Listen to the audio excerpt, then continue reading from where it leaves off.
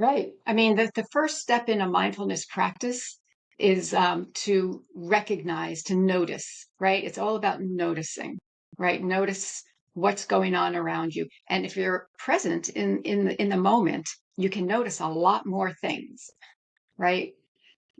When we're going about our day and we're going from one thing to another, right? Rushing or, moving along and, on automatic pilot, there's a lot that we're missing. There's a lot that's, I mean, all these old fashioned proverbs, like stop and smell the roses and, that kind of a thing. Um, the first step in, I think, being able to live mindfully and um,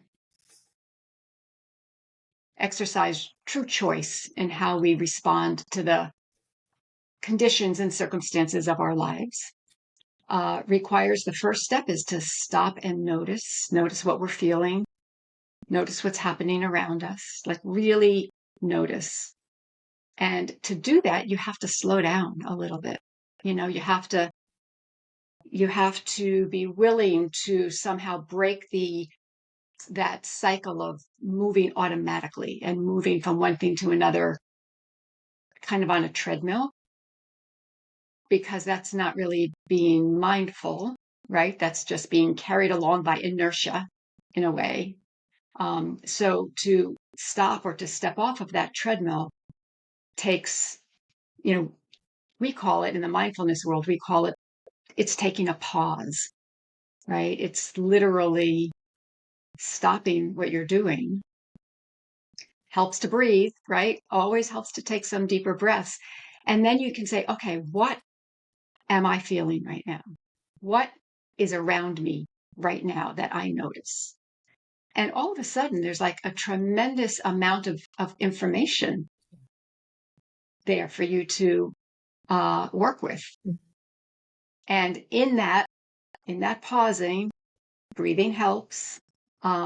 Again, that's where there's agency or there's choice.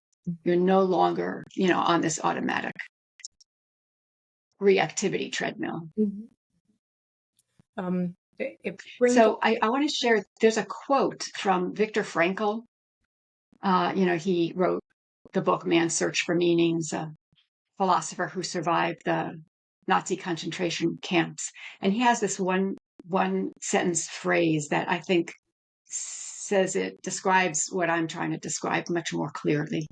He says, between the stimulus and the response, there's a gap.